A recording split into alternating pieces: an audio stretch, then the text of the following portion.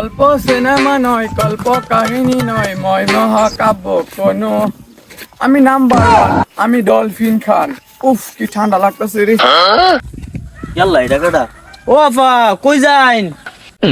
হে, আপনি কি বলছেন? আমি বাংলাদেশের 1 নম্বর সুদর্শন পুরুষ। কি এর বেলে সুদর্শন পুরুষ? আপনি বেডা না বেডি এটা তো আমি বুঝতে পারতাছি না। ভাইয়া জি কি বলে না, আমি বাংলাদেশের 1 নম্বর সুদর্শন পুরুষ। কি করে শরীরের মধ্যে আপনি বেডা ডাক্তার বেডি নাকি? আপনি কি আমাকে চিনেন না ভাইয়া? ও ভাইয়া আপনি কি আমাকে চিনেন না? আমি বাংলাদেশের সুদর্শন পুরুষ। ও, আপনার কথা শুনলে আমার গেমে ওঠে। এই জানতে আমি যদি সুটবুট পরি আমার সাহেব এলন লাগে। ভাই জি কি বলেন না, বাংলাদেশ সুদর্শন পুরুষ হিসেবে আমাকে অ্যাওয়ার্ড দিয়েছে। Madam please break, madam please break.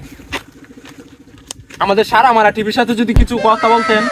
এই তুমি ম্যাডাম কাকে বলছো? তুমি কি আমাকে চেনো? না মানে ম্যাডাম, আপনার যে বাংলাদেশে সদস্য হিসেবে ঘোষণা করেছে, আপনার কি আছে? এ আছে মানে? আছে মানে কি? না মানে ম্যাডাম, যোগ্যতার কথা বলছিলাম। আছে কিন্তু দুর্বল। দুর্বল মানে না মানে সাক্ষী দুর্বল। আমি যে বাংলাদেশের সুদর্শন পুরুষ হয়েছি না, এটা কেউ মানতে পারে না। আরে ম্যাডাম, শরীরের উপর তসেন করে আপনি কি নাই নাকি? এই নাই মানে? নাই মানে কি? না মানে মান সম্মানের কথা বলতেছি কি।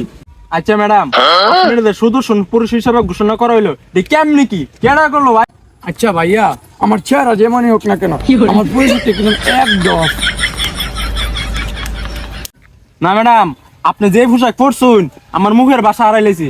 আপনার এলাকায় কেউ পাইলে না থাক, আর বাড়ি ঢোকে লাভ নাই। ভাইয়া আমার চেহারা দেখে কেউ ম্যাটার করে না।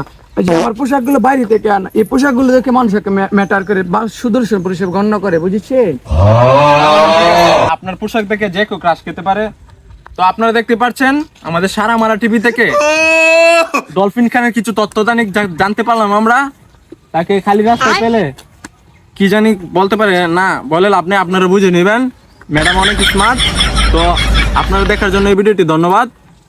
এই ভাইয়া একটু দাঁড়ান, অনেকে আমাকে দেখে কাজ করে একটু নিউজ করে দেওয়া যান না ভাইয়া? এই ভাইয়া একটু। ডলফিন ভাই বুঝছি আপনাকে অনেক মেয়ে পছন্দ করে, আর নিউজ হইতো না ভাই, মাফ করেন ভাই, আর নিউজ হইতো না।